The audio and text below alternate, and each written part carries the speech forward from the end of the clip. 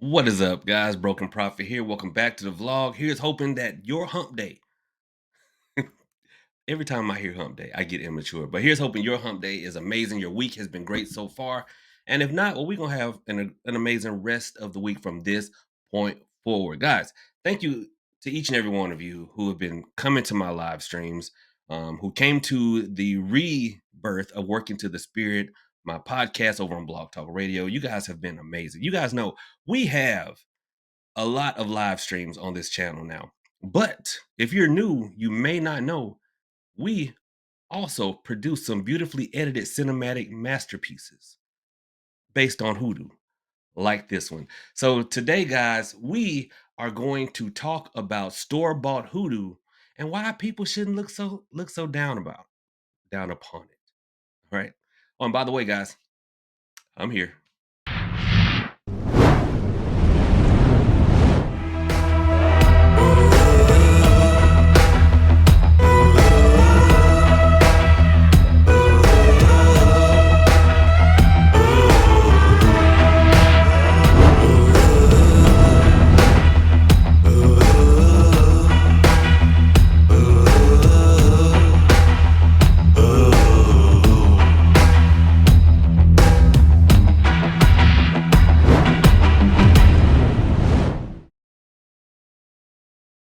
Okay, so what do I mean when I say store-bought Hoodoo?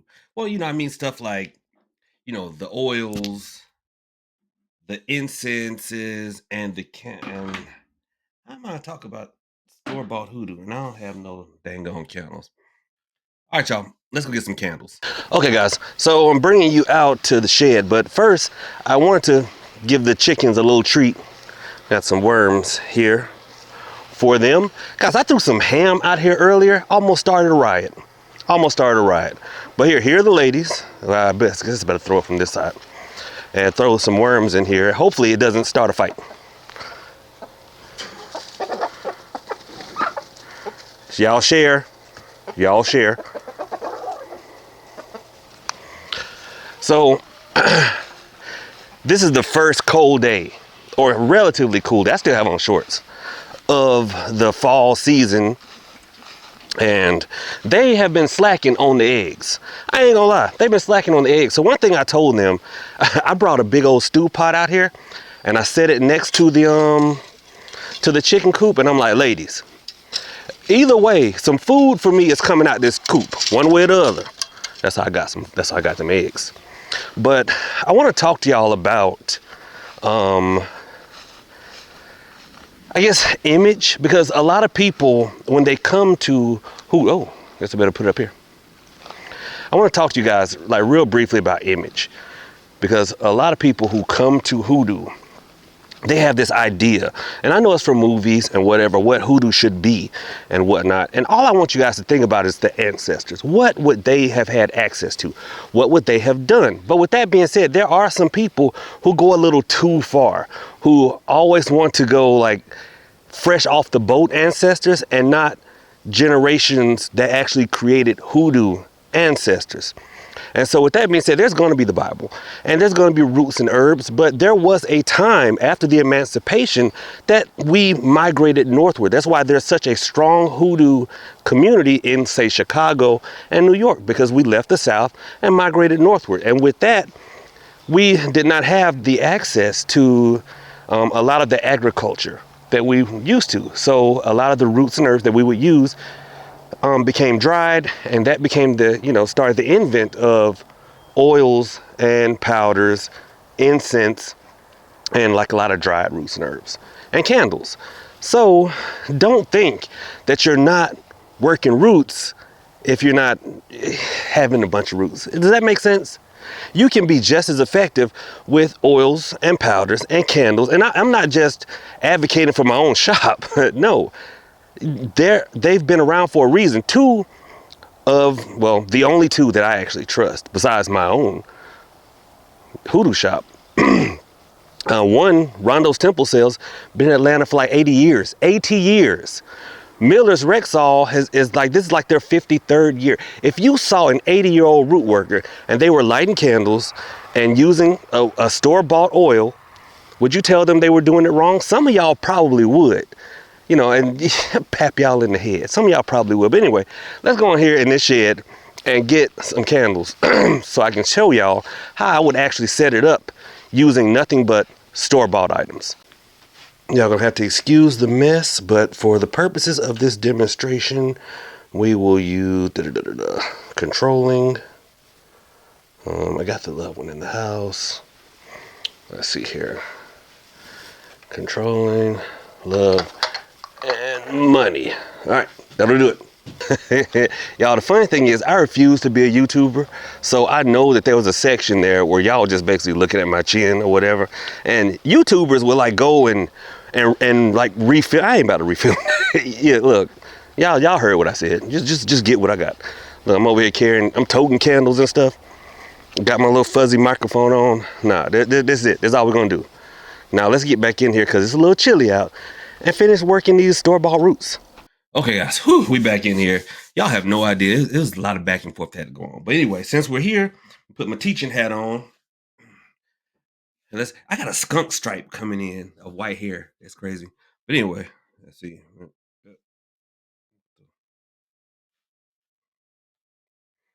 Good enough. Anyway, so there we go. Let's get to it. So as I was saying before we went out, when we think about store-bought hoodoo, right? We think along the lines of, say, the love drawing oil, love drawing incense, love drawing candle. And we're not even mentioning powders. But we got the same. I know I brought them things in here. Y'all, I swear it's a gremlin here at Hoodoo Central because it's always stealing from me. Oh, there it is. There we go. Whew. So we got, the money drawing candle, money drawing incense, and look, the oil. Y'all just got to trust me. The oil around here somewhere. And the same thing with controlling oil and a controlling candle and controlling incense. And I know a lot of people are like, well, yeah, there's always going to be an associated product because they want to sell you stuff. And yeah, yeah, let's keep it a buck. That was a part of it. But where do you think a lot of these shops got these ideas? They didn't just pluck them. A lot of these products came about from our ancestors needing to have a way to still do the work, but being they're surrounded by concrete, not having access to certain plants and roots and herbs that they did when they were down south. And so, I've used this analogy before when I say my grandmama wanted to cook breakfast for a bunch of us kids, and it was only 3 or 4 eggs. Well, she pour a little milk and scramble them up, and everybody got some eggs. It's called stretching. If you've never had to stretch some eggs, hey, I'm glad for y'all. But we have had to stretch some eggs growing up. And so I want y'all to think of, say, this instance as a way of stretching, because I've told you guys before, I will burn straight calamus root as a controlling incense, right? It doesn't smell the best, but it gets the job done. Well, what happens if I'm in an area where I only have this much calamus root, but I need to work for several days? You stretch it. The ancestors would take whatever root that they had, mix it with a little sawdust or whatever, and make a longer lasting, slower burning incense. The same thing happened with, say, the powder. Back in the day, we just take some roots. I almost said roots. Take some roots and powder them up and sprinkle the straight powder. But if all I have is one high john, well, I got to stretch that bad boy. So I'll grind it up, mix it with some powder. So instead of having a teaspoon of high john powder, now I've got a full cup. And I know folks like, oh, but it's diluted. Listen, we're doing spirituality. We're not cooking. Okay. So that is how a lot of these products came to pass. Now, I like them because it takes a lot of the guesswork. A lot of you guys will not work. Y'all not working no roots because you feel like you've got to know everything before you will even try. And so I like these for y'all, the new people, because it takes some of the guesswork out while you're still learning. I tell people all the time, There was a time when we all knew a little something. Some of y'all have found some of this in like cabinets and stuff. You're like, oh my gosh, my great great grandma was a root worker. Maybe she probably wasn't, but she worked some roots. See, there was a time when that was just a part of our culture. We all knew a little something. Just like now, we all know a little medicine. We all know I can take some Tylenol, or I can take some aspirin, or I can take some Aleve. Remember, we learned in school, if you twist your ankle, was it rice? Rest, ice, compression, elevation. Remember that? We all know a little bit of medicine. Doesn't make us doctors, but we know enough to get by. There was a time we all knew enough to get by, and that's what I'm trying to get us back to. And I like this, and I'm pointing to, like, the candles and whatnot. I like this because it can get you by while you're learning. So while you're trying to build a catalog of all the roots and herbs that you can possibly use, because y'all try to do that, why not just light you a candle? Why not just light you a candle? And I like the layering of, because everyone has a candle, an incense, and an oil. It layers it. Now we all know the best meal comes from an oven, from Meemaw. But there's a time and a place for a hot pocket. Okay, it'll still get the job done. It may not be the absolute best, but your belly is full until you can get to that oven. Like when you in college, okay, you're not cooking a 5-course meal, a full Sunday dinner in college. No, you hot pocketing and ramen noodles, and it got you through.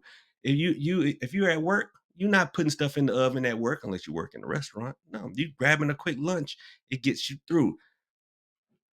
Guys, store-bought Hoodoo is the hot pocket. It is something that'll get you through. It'll be just as effective. It may not be that old school out at the crossroads working, but it'll get you through. And I'm gonna show you how. Now, here's a simple working, right? Let's just say I need some money, and don't we all need us some money? And I'm just starting in Hoodoo, and I don't have any knowledge of, like, say, using a 5-finger grass or anything like that. Well, I can dress this candle with a little bit of the money drawing oil, right? Provided I've trimmed the wick. Take some of this incense, put it in a safe container, pray the 23rd Psalm, and light it. Right? Super simple. Now, I'm gonna show you guys how you can layer it. Because I know some folks, oh, they don't feel like it'll work enough, Prophet. I'm about to show you guys how you can layer it. Now, let's just say you got a mean old boss, right? And your boss don't really want to give you that money, but that is the way that money can get to you. Because remember, magic flows through the path of least resistance. Well, then at this point, you do the same. You do a controlling candle, and you would put a name paper, put your boss's name on a piece of paper, write it 9 times, and then put it up under that controlling candle right there. Let me slide these close together. And the beauty of it, since this is powdered incense, you can dump them both in there together. Dump them both in there together and burn them at the same time. Let me show y'all one other thing. Now, let's just say you got somebody in your life that's stingy, but that's your significant other, and they being a little stingy with the funds. I'm not saying this is a sugar mama or sugar daddy working, but I'm just saying you can add a loving element there. Love drawing candle, love incense, and dress the candle with the love oil right there. And you see how they all work together? See how they all work together? So you're stimulating the love aspect of it and the control to bring the money. I know some of y'all like to overcomplicate the spirit by dumping all that into one candle, right? You want to put your love herb and your controlling herb all in one candle. It don't work that way. So you do them all separately and let spirit tie them together. Now, I know some of y'all like, they're Prophet, they don't look like real Hoodoo. Oh yeah? Watch this. Boy, if y'all don't stop. Look at that. So you look, got the scripture there. Got the white candle, dressed with altar oil. Just picture that, burning with incense. I'm not lighting the incense inside because my nephew, I don't want to get him coughing and whatnot. And the candles dressed with oils. And there you go. And you can't tell me that that is not working. Of course it is. And there are a bunch of old school root workers who work just like this. And there are a lot of times that I work just like this. Now, does sometimes the situation dictate stronger means? Absolutely. But until you learn those means, this right here will get you by. I say it all the time, guys. I'd much rather y'all learn a little bit of something than doing a whole lot of nothing because you're waiting to learn everything. You know, and we're all still learning. We're all always being and becoming. Being who we are while becoming who we're meant to be is all. We're always moving. We're always in motion. So stay in motion. Do some work. Nothing wrong with store-bought hoodoo. All right. Y'all have a good one. God bless. Prophet out.